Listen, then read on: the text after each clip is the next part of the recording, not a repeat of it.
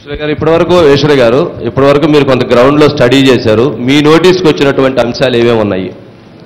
అంటే గత కొద్ది రోజులుగా మీరు కింద గ్రౌండ్ రిపోర్ట్ చేస్తున్నారు కాబట్టి మీ నోటీస్ ఉన్న అంశాలు కూర్చొని చెప్పినా పర్లేదు. మన అన్నమయ్య జిల్లా వ్యాప్తంగా అనేక ప్రాంతాల్లో మదనపల్లి ప్రాంతం అనేటువంటిదే కాకుండా అన్నమయ్య జిల్లా మొత్తం భూ కబ్జాలకు నిలయంగా మారిపోయింది. ఇందులో సాక్షాత్తు జిల్లా కలెక్టరేట్ కార్యాలయంలోనే 13 ఎకరాలు 973/1 సర్వే నెంబర్లో 13 ఎకరాలు ఆ రోజు ఉన్నటువంటి రాజకీయ వ్యవస్థ అధికారంలో ఉన్నటువంటి వాళ్ళ యొక్క అండదండలతో 13 ఎకరాలు రియల్టర్లు ఆక్రమించారు. తూతూ మంత్రంగా కేసులు పెట్టారు, మళ్ళీ తిరిగి వారిని రిలీజ్ చేశారు.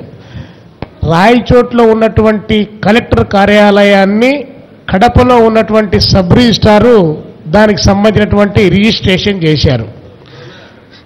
కంచే చేను వేస్తే కావలి ఎవడన్న చందంగా కలెక్టర్ ఆఫీస్కే దిక్కు లేకుండా పోయింది. ఇంకా జిల్లాలో అటువైపు నుండి చెప్తే సంబేపల్లి దగ్గర నుంచి, గాలివీడి దగ్గర నుంచి, సుండుపల్లి దగ్గర నుంచి, నందలూరు వరకు, పెనగలూరు, రాయచోటి, కోడూరు వరకు 100 ఎకరాలు ఎస్సీలకు, ఎస్టీలకు, బీసీలకు, మైనారిటీలకు చెందాల్సినటువంటి ల్యాండ్ ఈరోజు 100 ఎకరాలు బినామీల పేరుతో ఆక్రమించారు. సర్వే నెంబర్లతో సహా మేము ఇవ్వడం జరిగింది. కానీ ఒక్క అధికారి కూడా చర్య తీసుకోలేదు. సాక్షాత్తు జిల్లా కలెక్టర్గా పనిచేసినటువంటి గిరీష గారే ఇందులో ప్రధానమైనటువంటి పాత్రధారి, సూత్రధారి. కాబట్టి ఇంకా ఎవరికి చెప్పాలో అర్థం కావడం లేదు. ఇక్కడ ఏమన్నా గట్టిగా మాట్లాడితే 2 రెళ్ళు 4 అన్నందుకు గూండాలు గండ్రాలు ఇసిరే ఈ సీమలో క్షేమ అవిభాజ్యం అంటే జైళ్ళు నోళ్లు తెరుస్తున్నాయని చెప్పేసి మాకు అన్యాయం జరిగిందని ఎవడన్నా వచ్చి బాధితుడు మొత్తుకుంటే వాన్నే లోపల ఇచ్చేటువంటి పరిస్థితులు ఇక్కడ కొనసాగుతున్నాయి. అందులో భాగంగానే మదనపల్లి సబ్ కలెక్టరేట్ కార్యాలయం కూడా తగలబడిపోయింది. ఇందులో భూబాధితులు చాలామంది ఇక్కడ ఉన్నారు. మేము కూడా గత వారం రోజులుగా 10 రోజులుగా ఈ ప్రాంతంలో ఉండి సర్వే చేస్తూ ఉన్నాం. కలికిరి దగ్గర నుంచి తంబళ్ళపల్లి వరకు, బి కొత్తకోట వరకు ప్రతి గ్రామంలో కూడా 100ల సంఖ్యలో ఉన్నారు. తెలిసింది 10% మందికే, తెలియంది 90% మందికి ఉన్నారు. దీని వెనక పక్క ఎవరున్నారు ఏంటి అంటే చాలామంది రాజకీయ వ్యవస్థ ఏమంటా ఉందంటే ఆయనేమో 7 సార్లు ఎమ్మెల్యేగా ఉన్నాడని ఒక ఆయన, ఇంకొక ఆయన 3 సార్లు ఎంపీగా ఉన్నాడని మరొక ఆయన. అసలు ఏమీ తెలియదు పాపము. అక్రమంగా సంపాదనే లేదు, మొత్తం సక్రమ సంపాదనే. అందుకనే ఇన్ని లక్షల కోట్ల రూపాయల ఆదాయం వచ్చిందని చెప్పి చిలకల పలుకులు పలుకుతూ ఉన్నారు. ఇక్కడున్నటువంటి 6 సెంట్లు 5 సెంట్లు వక్బోర్డ్ ల్యాండ్లు లేవు, ఇనాం భూములు లేవు, గ్రామ కంటాలు లేవు, అసైన్డ్ ల్యాండ్ లేదు, డీకేట్ ల్యాండ్ లేదు. పేదలకు అసైన్డ్ ల్యాండ్ అని చెప్పి 100 ఎకరాలు ఆక్రమించారు. వాళ్ళు ఈరోజు మాజీ ఎమ్మెల్యేలుగా చలామణి అవుతూ ఉన్నారు. అంటే ఇక్కడ ఆర్థిక అవినీతి కంటే రాజకీయ అవినీతి చాలా ప్రమాదకరమైంది. రాజకీయ నాయకుల చుట్టూ అవినీతి చేరి అధికార యంత్రాంగాన్ని తీసుకొని వచ్చి చిట్టేళ్ళుకలను పట్టుకుంటా ఉన్నారు, సొరచాపలను వదిలేస్తూ ఉన్నారు. దీని వెనక పక్కున్నటువంటి రాజకీయ వ్యవస్థను బద్దలు కొట్టేవాడు కావాలి. కానీ అందరూ కూడా మేము కూడా చెప్తా ఉన్నాం, మాకు కూడా ఒక అనుమానం ఉంది. ఇటీవల ఈ 50 రోజుల కాలంలో రెడ్ బుక్ రాజ్యాంగం నడుస్తుందని చెప్పి ఎవరో చెప్తా ఉంటే ఆ రెడ్ బుక్లో కూడా పేజీలు చినిగిపోతున్నాయని బాధ వేస్తూ ఉంది. ఉదాహరణకు మదనపల్లి కలెక్టరేట్ ఇంతవరకు 15 రోజులు కావస్తూ ఉంది.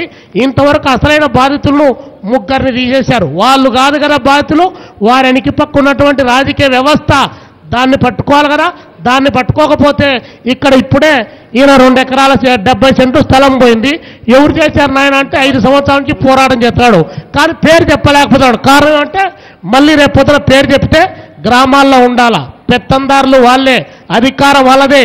ఏ పార్టీ అధికారం లేకొచ్చినా వాళ్ళే మొత్తం అంతా కబ్జాలు చేతిలో పట్టుకొని పెత్తనం చేస్తూ ఉన్నారు. కాబట్టి మీ ద్వారా మేము ప్రభుత్వానికి విజ్ఞప్తి చేసేది ఏంటంటే మీరు రెడ్ బుక్లో పేజీలు చించాకండి, పేజీలను వెంటనే మార్చేయకండి. ఎవడైతే దుర్మార్గుడు ఉన్నాడో ఆ దుర్మార్గునికి శిక్ష పడే పద్ధతిలో మీరు చర్యలు తీసుకుంటే ఈ పేద జనానికి వారి భూములైన వారికి దక్కుతాయి, లేకపోతే సాధ్యం కాదు. ఈశ్వర గారు, ఇప్పుడు మీరు గమనించిన దాంట్లో రెవెన్యూ రికార్డ్స్ తగలబెట్టిన సూత్రధారులు ఎవరు, పాత్రధారులు ఎవరు, ఎందుకు తగలబెట్టారు? మీ దగ్గర మీరు గమనించిన అంశం, వామపక్షాల పార్టీకి మీరు గమనించిన అంశం ఏంటి? కలెక్టర్ ఆఫీసులో ఉన్నటువంటి రెవెన్యూ రికార్డులు తగలబెట్టాల్సినటువంటి అవసరం పేద ప్రజలకు లేదు, అక్కడ పనిచేసినటువంటి అధికారులకు కూడా లేదు. ఇందులో ఉన్నటువంటి 100 ఎకరాలు ఆక్రమించుకొని వాటిని ఎన్నికల అఫిడవిట్లో ప్రకటించినటువంటి కొన్ని అంశాలు ఉన్నాయి కాబట్టి ఆ భూ రికార్డులన్నీ బయట పడతాయి కాబట్టి వాటిని ఈరోజు తగలబెట్టారు. ఇదే అదునుగా భావించినటువంటి కొంతమంది అధికార యంత్రాంగం నీకు 100 ఎకరాలు ఉంటే నాకు 30 ఎకరాలు ఉండాల్సిన అవసరం ఉంది అని చెప్పేసి నీకు సహకరించారు, నేను కూడా 30 తీసుకుంటా అని చెప్పేసి ఇద్దరు కలిసి దోపిడీ చేశారు తప్ప ఇక్కడ వేరే కారణం లేదు. కాబట్టి అక్రమాలు బయటికి వెలుగు చూడకుండా దీన్ని కప్పిపెట్టడానికి కావాల్సిన ప్రయత్నం.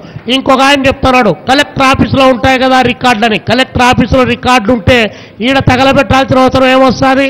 కలెక్టర్ ఆఫీసుకు చేరకుండా ముందుగానే ఎక్కినటువంటిది సబ్ డివిజన్. అధికార యంత్రాంగం ఏమంటే పాపం మాట్లాడకూడదు కానీ రాజకీయ వ్యవస్థ భ్రష్టు పట్టిన తర్వాత అధికార యంత్రాంగాన్ని మాట్లాడకూడదు కానీ వీళ్ళు ఇళ్లకాడి పోయి డ్యూటీలు చేస్తూ ఉన్నారు.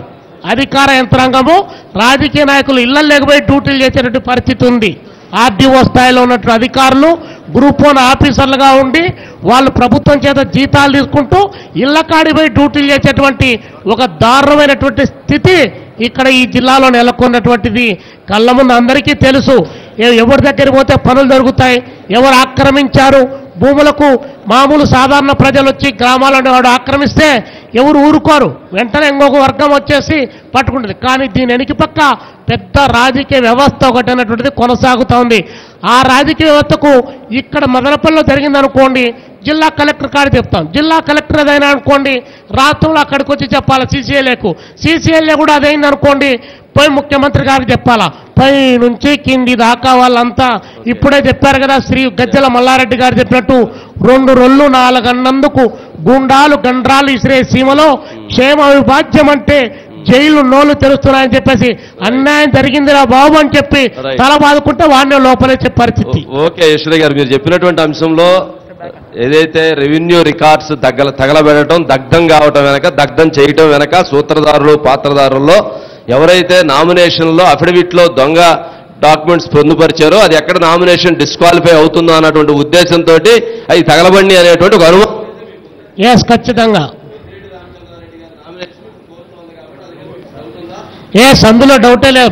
మా ఒక్కరికే కాదు ఇక్కడ ఉన్నటువంటి భూ బాధితులందరికీ కూడా అదే అభిప్రాయం ఉంది. కాబట్టి ఎన్నిసార్లు ఎమ్మెల్యేలుగా గెలిచినాము, ఎన్నిసార్లు మంత్రులుగా ఉన్నాము అన్నటువంటి కాదు కావాల్సింది ఆయన గెలవడం ద్వారా, లేదా రాజకీయ వ్యవస్థలో ఎవరు రాజకీయాలు ఉన్నా కూడా ఎంత విలువలతో బ్రతికాడన్నటువంటిదే ముఖ్యం. అంతే తప్ప ఆయన 10 సార్లు గెలిచాడు కాబట్టి నీతిపరుడు అని చెప్పి, ఈయనకి ఇన్ని సంవత్సరాలు వయసుంది కాబట్టి గొప్పవాడు అని చెప్పి సర్టిఫికెట్ ఫ్రీగా తీసుకునేటువంటిది కరెక్ట్ కాదు. నీతి నిజాయితీ అడక్క తినేవానికైనా నిజాయితీ ఉంటుంది. ఓకే, దన్నండి ఈశ్వరి గారు.